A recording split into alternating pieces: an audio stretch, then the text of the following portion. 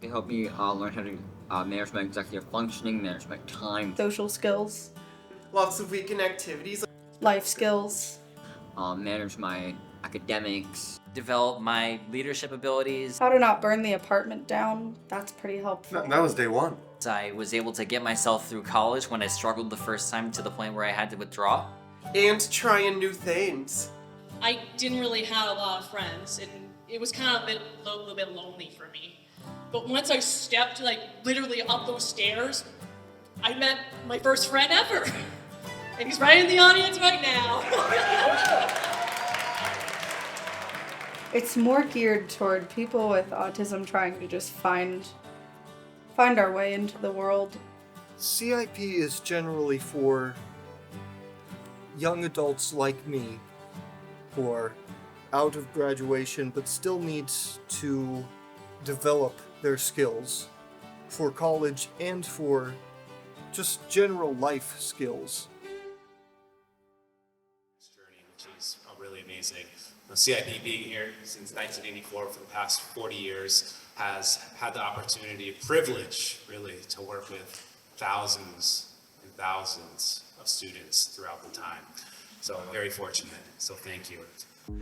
I decided to start CIP. Back then, most kids that would go to CIP would be institutionalized. And if they had a mental health problem, they would be in an institution. Even learning disabled kids on the spectrum would be told, they might be there their whole lives. Actually, it was a small community then. It was only about, 12 or 15 students. And I started to develop an autism part of our program, and then just folded it in because we had all these individual services for these kids on the spectrum, and all the other parents were saying, can't we have those services too? So we just made it all one program. So CIP offers the only, as far as I'm concerned, truly comprehensive approach to bringing students into their best version of themselves, whether it be headed towards a career path, headed towards an educational path, but more importantly, really heading towards an interdependent living path.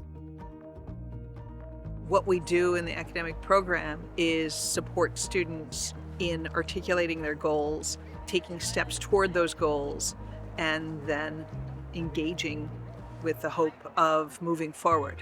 As an academic coordinator, I facilitate the exploration of what education is needed to pursue the career choice that they go for. I am a fiction writer, mainly. I want to make stories. I want to make compelling characters, things that people can learn from, be inspired by. It could be college, but it also could be seeking certifications. It could be just getting better typing skills. It could be getting a driver's license, working on a permit, learning where you can find learning everywhere. What do you have to do as a young adult in terms of knowing your own learning style, listening style, speaking style, getting along with others, accessing services, looking things up? Learning how to manage my time in my academics, learning how much effort everything takes and how much effort I have to put into something. That was a really helpful skill to learn. Academic executive functioning 1-to-1s for 45 minutes a week. There's a study hall. I have an hour and a half of that a week, 2 45-minute sessions. What we're trying to do is engage our students in practicing the skills that we're teaching. Yeah, we might teach in a classroom environment, but we try to make it engaging with activities in addition to reflective conversations. So we're gonna have serious reflective conversations with that. We're also gonna put it into practice and play with it. Where we're offering the supports with our students is not just in a classroom setting, it's in a community setting, it's in a home setting. It's wherever that student is going to be using those practical skills, and there's nothing more authentic than taking students out into the community to practice those soft skills that they're going to need to be successful for the rest of their lives.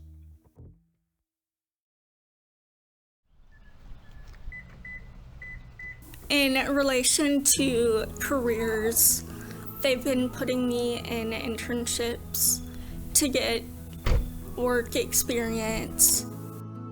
I started working at a therapeutic barn.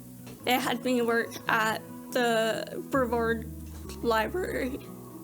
The one that I'm currently doing now is I'm working at CVS, and I tag different products and help customers find what they're looking for. That one's probably been one of my favorites.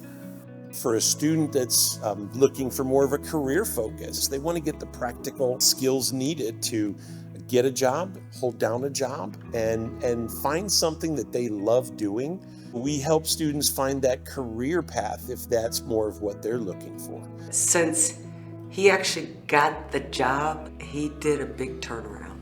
It was like something that he worked on, a goal that he had, because he always said he wanted to get a job, even at home. And he didn't have that follow through to work through it. But once he got that job, it just changed him. It gave him more of that, I can do this. I've been working with the CIP students for about 20 years now. I probably have had about 12 different students here. Well, I love having them interact with the children. I love having them assist us in any way possible, as far as maybe cleaning up after snack or washing out paint tins, any projects that I can find them to do. Bear, my car, Daddy's car. I have had 2 former students that I can think of offhand right now that finished the program at CIP, went on and finished their degrees at Berkshire Community College, and both were successful teachers in programs.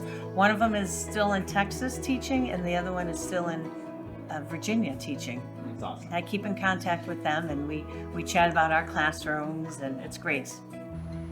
So they have a choice to either take a camera outside or take a camera home, and once we brainstorm and write down all these ideas and they choose what they want to do, then we either record in the field or we record in the studio.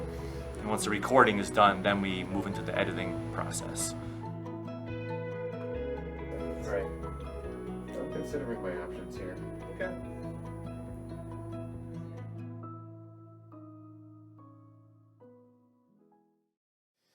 I would have never thought to this day that not only would I have made some like really good friends, but and the fact that not only have I made good friends, but the fact that I have them up, and the fact I took them under my wing so well that they're actually right here beside me. I would have never thought I would have. So I have the best job. I have the most fun with the students. I work on building self-confidence, self-advocacy skills, making friends, building relationships, maintaining relationships, and then making sure that those relationships are healthy. I think that's our biggest thing, is we focus a lot on the safety concept of social skills. Social skills is its own function, but we apply social skills in all environments, and so we all, in a way, are social coaches. One of the first classes that we took when I came here was an intimacy class, and another one, it was like relationship development. So it would start off on the different levels of like friendship, like versus acquaintances, friends, close friends, best friends, and so on. And that comes into the therapy room as well. Part of that is to kind of help them figure out inside what's going on and what they're looking for and what they want to do, and maybe how to interact with people to make that more possible. Then the best part is our life skills and wellness staff will actually go into the homes to do some of those modules with executive functioning, but also deep cleaning. What did I do? Ouch. What, don't talk for me? Yeah. Wellness, exercise, nutrition. I do have a lot of relaxation in my life. So I need to make sure I am getting in exercise to make up for it. Also, mediation with roommates and navigating conflicts with people that you live with in such a way that they can self-advocate, they can represent themselves, they can learn how to compromise with another person, and then come to a resolution that is mutually beneficial for everybody in the home. If I have a student that needs to talk to their teacher for the first time, we're going to go over what that looks like, because they don't know what that looks like, and that is scary. And we want to break down those fears and try to help them feel more comfortable talking to people and asking for help. Because a lot of times our students will just focus on the negative. Like, okay, well, I talked to them and they didn't talk to me back, so this didn't work.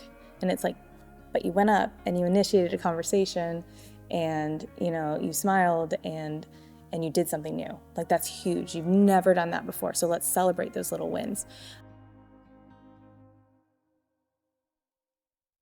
Probably, I would say the most important for us as a family is finding the ability to say, I'm not going to give up, and I'm going to push myself, and then he does it.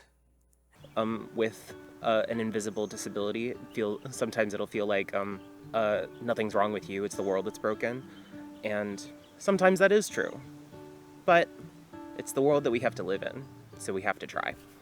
But he's made great strides and decisions that he has actually done on his own, like getting a job. But it's only because, he had the backing of CIP. I've met a bunch of wonderful people, made some amazing friends. I get to bake practically at least once a week, sometimes two if I'm feeling risky about it. When our staff get together and they are discussing our students and their needs and their challenges and their goals, that's when you see the brain power of our team members and what our students are able to accomplish. They see the vision and they help our students see it too. 3, 2, 1, because if it wasn't for CIP, I wouldn't have such exciting life now. I always felt like I had potential, and I always had this energy inside of me that I can do it, and I am good enough, and we all are good enough. But by the end of it, it literally was a reality. I know it's a lot for any of us to allow our young adult to venture out into a dangerous world, but to do it in such a way with people that you believe have the best intentions in mind for your child is an incredibly comforting feeling. We've never been this optimistic in a very long time. Yeah. I mean, this town not only changed my life, but it actually may have saved it. Coming to this town was the best decision I ever made. I was in a really, really just tough emotional place. I never had a job. I just dropped out of school. I didn't have any real close friends in the world other than this guy right here, and because of this I learned how to be in the working world. I came here never having been employed. I left the assistant manager of an antique shop. I came here having just dropped out of school. I left going to apply to a brand new school and get my associate's degree. I came here after losing someone that mattered a lot to me, and I left having met the love of my life. So I think I can probably speak for a lot of us here when I say that we have had to suffer a lot of battles. Once Jackson got here, our battle was over. What a relief that has been for all of us. Matt can tell you that I refer to this program as the unicorn. CIP is the first place where we haven't had to give a roadmap for people to understand Jackson, to tell those who are supposed to be teaching him, guiding him, supporting him, how to do any of those things. It is a place where we are learning about Jackson and how we can support him and all of the efforts made by the tremendous team here at CIP. We are incredibly grateful to be here.